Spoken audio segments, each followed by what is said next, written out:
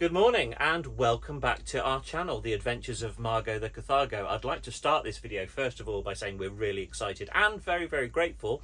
We've got 99 followers, or I should say subscribers, 99 subscribers on our channel, and that's all happened really within the last couple of weeks. So if you have recently subscribed and you've left us some really nice feedback, thank you very much. We really, really appreciate it.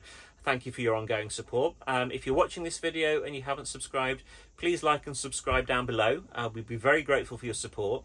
And if we can answer any questions, we're more than happy to do that. Sarah and I, novice motorhomers, and we're just trying to share our journey with everybody else. So hopefully it'll provide some inspiration and a little bit of insider knowledge should you be starting your journey as well.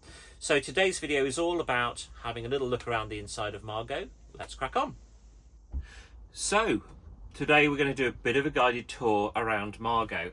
The main reason we want to do this is if people are looking for a van who, like us, are novices and are looking for what would work, what wouldn't work, what should we look for, what shouldn't we look for, hopefully this will give you a bit of an insight into some of the features, fixtures, fittings you can get in a modern motorhome. Now obviously we're very lucky to have Margo. Margo is a C-Tourer I50 Carthago. So we'll give you a bit of a look around in here, show you what she's got. So if you are considering a Carthago, we can look at all the different ins and outs and ups and downs. If you're looking at other models, really it's a case of then maybe considering what layout you're looking for, where the fridge is, where the cooker is, how the bed's situated. So that's where we'll start. So here we are. Obviously we've got two front captain seats here. They both swivel around. Give you a quick idea. If I can find the little handle. So they'll swivel around, both can swivel around 180 degrees. So it's lovely to be able to sit down of an evening, just chew the fat with your family or with your better half. And it's a nice sociable area. So having the captain swivel seats, I think, is a really, really good option. Now we're an A-class, and an A-class is fundamentally meaning we've got this fold down bed over the top. So if you are a family and you're looking for a good solution, then having an A-class I think is really, really useful. Some of the motorhomes have what we used to term as a Luton over the top, but obviously with this you can fold it away and it gives you that little bit more headroom. Our boy, who's 6'4", will sometimes come away with us and sleep up there, so it will happily accommodate two smaller people or one very, very large person. I mean large in the nicest possible way. So as we move through, we've got a nice little seat here.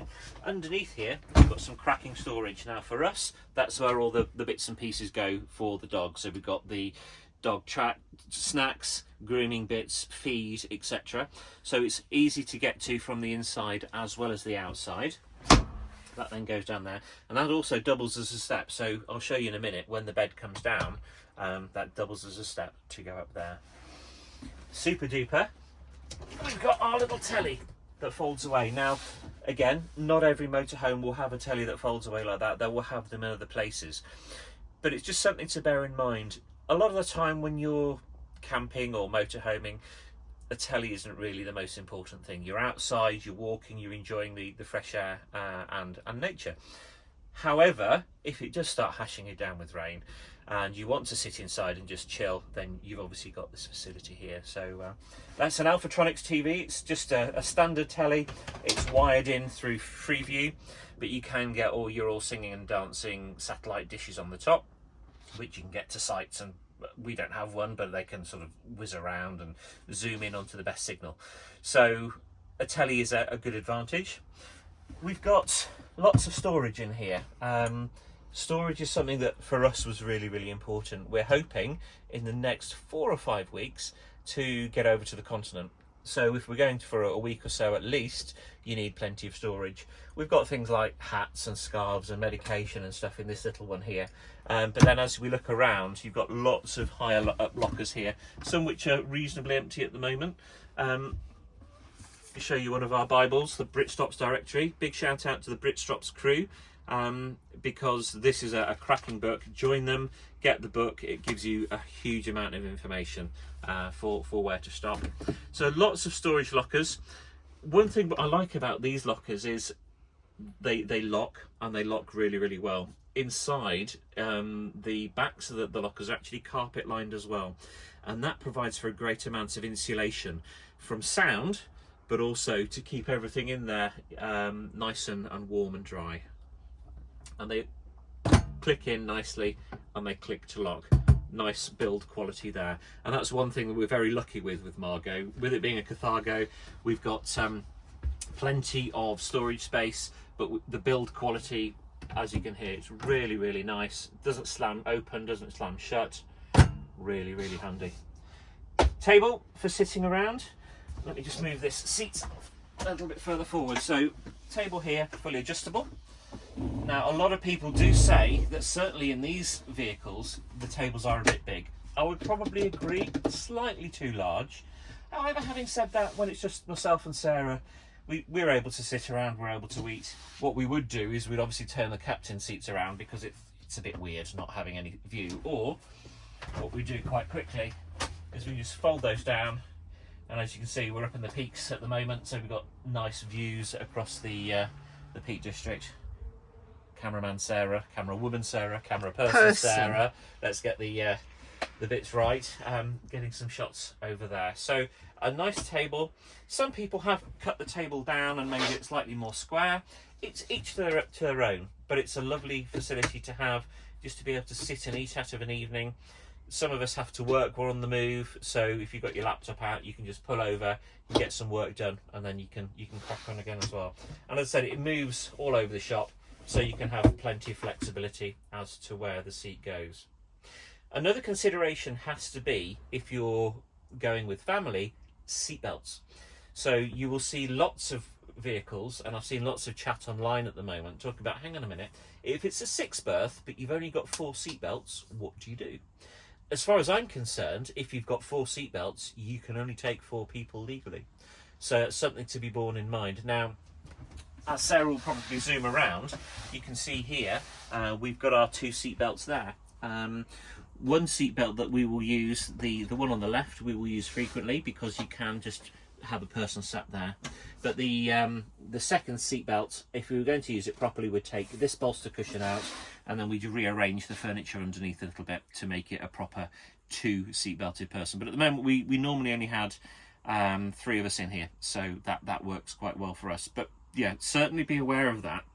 If you've got a 6 berth, you need to really be thinking about having a 6 belt system as well, because otherwise you could get yourself into some trouble.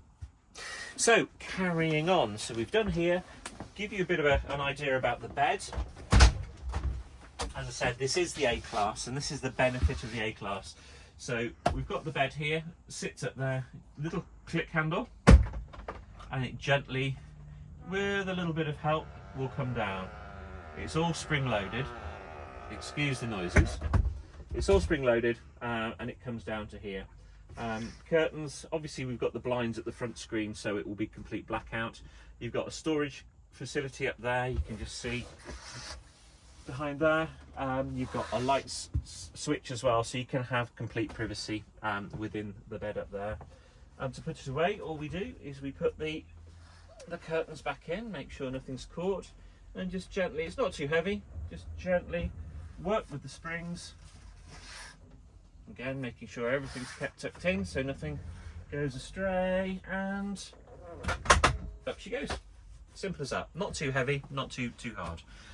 Plenty of light that comes in the van. Again, we've looked at a number of vans over the past few months. To be honest, when we were looking at the vans to start with, we wanted lots of natural light to come in. This one is wonderful. We've got 3 big skylights in the main living area. You've got skylights in the bathroom and the shower, which we'll come on to in a minute. But there's lots of natural light that comes in. So when you have got the blinds open, everything is just bathed in light. Really, really lovely, especially when you're out and about. You can sit down, you can look at the views and really be immersed in nature. So let's carry on. So we'll look at the kitchen. So the kitchen area here, a lovely open plan kitchen, plenty of space, lots of drawers. What's really nice and I love about these drawers is they will come out. You've got everything that you need in there. We have cutlery in this one, for example. And then when you push shut, it's a soft closing drawer. Push the little button in and that locks it so they're not rattling around. Something to be borne in mind when you're first buying your first van and you're stocking up and equipping it, let's say, is you need to make sure that everything is quite tightly packed. The beauty of our van here is the fact that because the drawers do close solidly, there's no drawer rattle. However, there can be rattle from inside. So you really have to think about how you pack things. Make sure if you've got anything soft, it's on the bottom, because then that can absorb the rattle from any of the bits and pieces on the top. Or what you can also do is you can line your, actually I've got it in here, haven't I? You can line the drawers, you can line the shelves with grip mat. Now, I think, where did you get this from, Sarah? Dunelm. So from Dunelm, £2.50 for a whole roll, and that's absolutely brilliant because if you line your shelves, line your cupboards, it's a rubberized material. Nothing will slip, nothing will slide, and everything is really quiet. I remember the first time we ever had a camper van, we hired it, didn't we? Mm-hmm. And as we were driving along, the noise from the knives and the forks and the spoons was just off the scale. So getting stuff like that really, really helps. And up in the cupboards here, you've got another piece here. We've just got snacks. We'll hide our snack stash there, actually. But also in here, we've got some of the rubber stuff down on the base of the cupboard just to stop bits and pieces from flying around. Love this bit of our sink. So this is our sink. We've got this bit that comes out, sits there, and that's a chopping board. This is our sink. We've just had a cup of tea, so ignore the cup that's in the sink. We're actually parked on a slight angle so that the sink hasn't drained properly. Another novice error. We parked up on the site last night, tried to level out, but couldn't quite manage it. So we're slightly on the slosh. So if we look like we're leaning, that's why. As I said before, we're novices at this. We're all learning.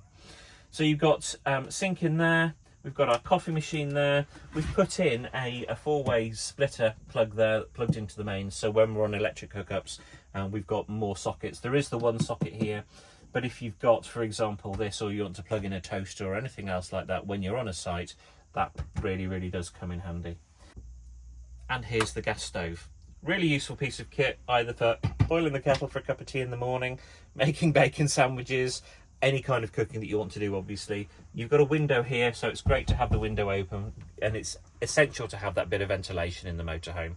You've got a skylight directly above as well, so you can have a nice through breeze, so you're not having to worry about any fumes or any cooking smells staying in the kitchen. So that's a really good cooker that we've got there. We've used it quite a lot, and it works incredibly well. So that's our little kitchen area there with all our drawers. If we look next at the fridge, so here's our fridge. A fridge is a fridge at the end of the day, but really useful. It's got LED lights to show what you've got inside, plenty of storage, and also if you have a look up here, you can see the control panel. Now the control panel looks quite complex, but it's actually reasonably straightforward. You've got a power point there. The little blue light there shows we're on gas because we're off grid at the moment. Otherwise, it would show that we're on the plug. Or if we were running off the leisure battery. We're not too keen to do that at the current time. And you can actually press this button, and that takes it onto the automatic setting, and then it will work out which way to power the fridge. So if you're at home, if you're hooked up, you can have it on automatic, and it'll automatically look at the electric hookup rather than anything else. And above, you have the freezer. Adequate space, useful to have just for a bit of storage as you're out and about. Let's shut that too. And above here, some have ovens, large ovens, some have small ovens. This is our oven and grill. Quite small. We've not used it yet, really, have we? Haven't had need to, but you can see all the kitchen roll under there, because otherwise, as you can imagine, that will be rattling around like nobody's business. So a little bit of kitchen roll in there just to keep things nice and quiet. So we'll move forward. Actually, we're moving backwards, aren't we? Towards the back of the van. So here's the bathroom. Now we're, again, very lucky. We've got a separate bathroom here and shower there, but we'll show you the bathroom first. Open the door, and the beauty of this door is as well, it acts as a privacy screen for the rest of the living. So that will lock tight, so you can cut your bedroom off from other people if you're sharing, so you can maintain your privacy from anybody else who's in the van. So bathroom, it's a bathroom at the end of the day. You've got toilet, swivel toilet. We only found that out last night, that it does actually rotate. You've got lots of storage, and that was a major attraction for us. Lots of storage cupboards in here, where you can put all your bits and pieces, and a lot of light as well. You've got, wow, and that just goes to show you the difference when you open the skylight in there. As you can see, letterbox toilet roll. Letterbox toilet roll there, look. Something we really liked. It's just one of those bits that Carthago do. But again, a lovely space, plenty of storage, easy clean floors, plenty of surfaces, and also the nice little added touches. For example, across the back there, where you've got the glasses, where you can put your toothpaste, your toothbrush, should you wish to, hand soap, nice little finishes, and also plenty of lighting. So when I'm doing my hair in the morning, I don't have a problem with seeing what I'm doing. So that's the bathroom. And then on the opposite side, I'll move our mop out of the way, we have the shower. Shower with a folding screen. The screen comes round and folds out to give you privacy. It is an adequate size. Not the biggest shower in the world, but it does what you want it to do. If you're going to be off grid and you want to have a shower, it's a great accessory to have. Conversely, if you're mainly going to be on campsites, specifically the caravan and motorhome club campsites, they have some amazing facilities. So you probably wouldn't use this a great deal. However, what I would say is if you are thinking about venturing off grid, have one with a really decent shower in it, because then you can really use the motorhome to its best effect. You've got plenty of ventilation up there as well, and a little handle there where you can hang up wet clothing to dry, wet coats if you've got them. And then round the corner here, you've just got a couple of little shelves where you can put your toiletries. There you go, you can see those just there. So that's the little shower cubicle.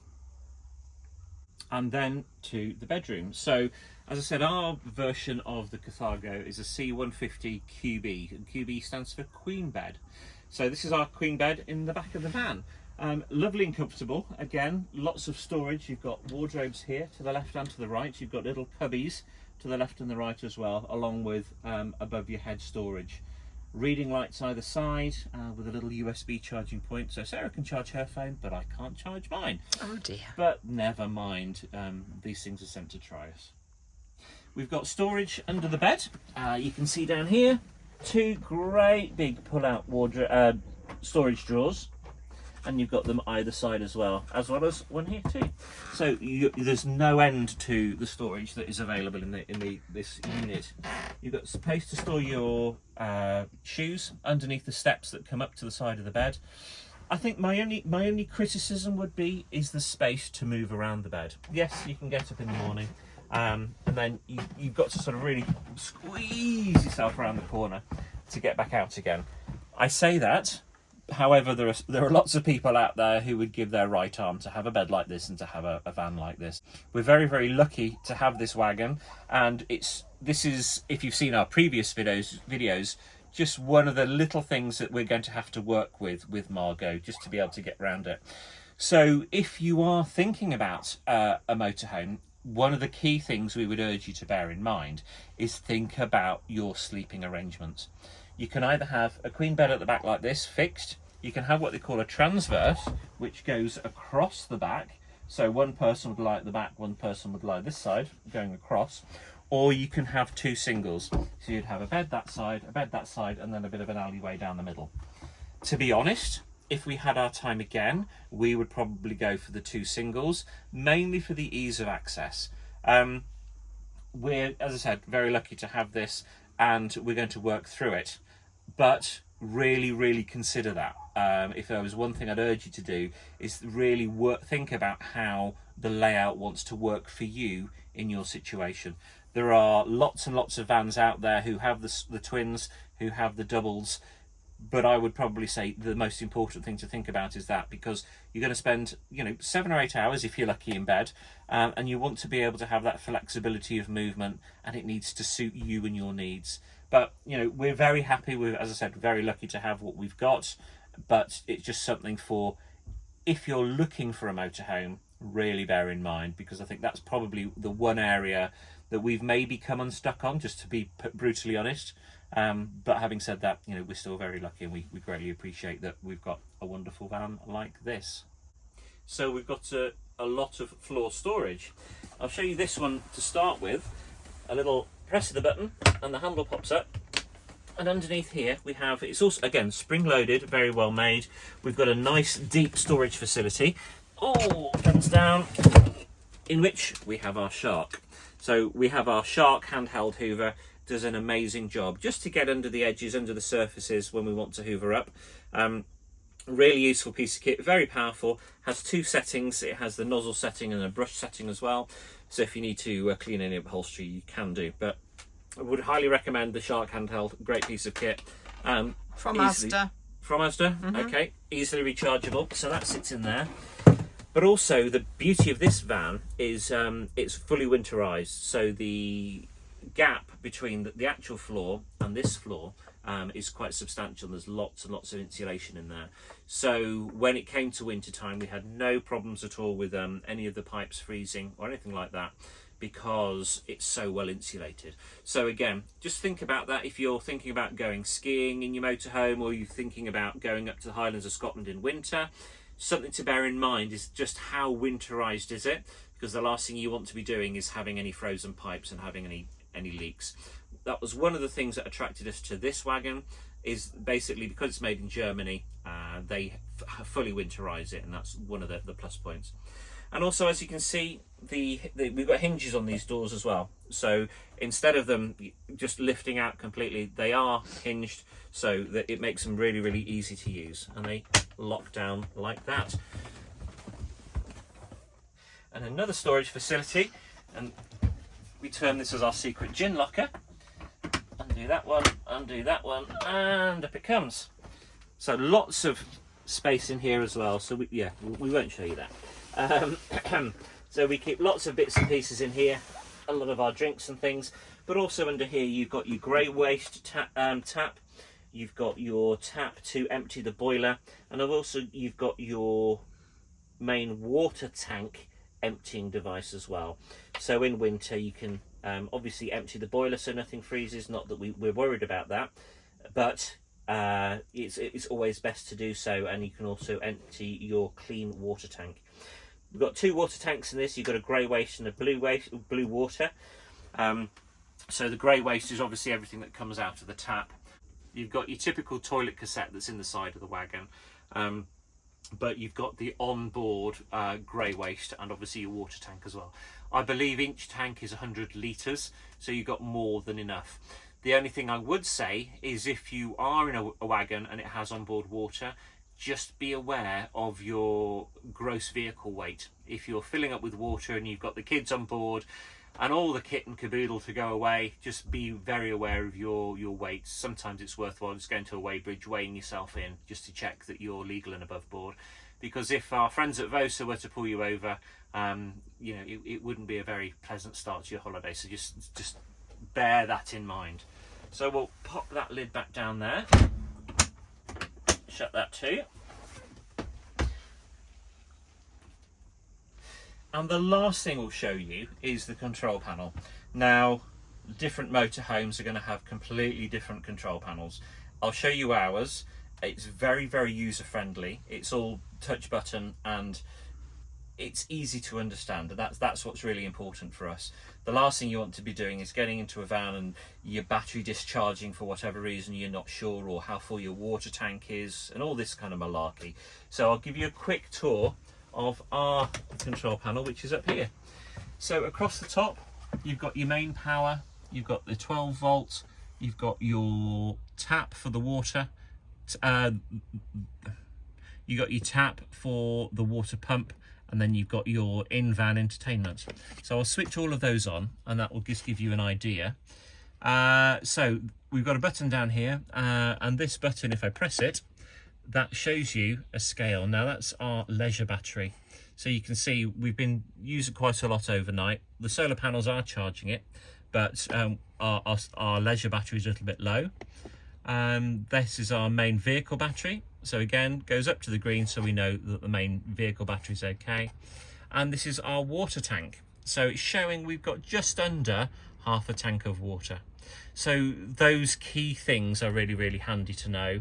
But what you obviously need to remember is to switch things off. I made the catastrophic error over winter of not turning things off when we first bought the van and came out to a dead battery.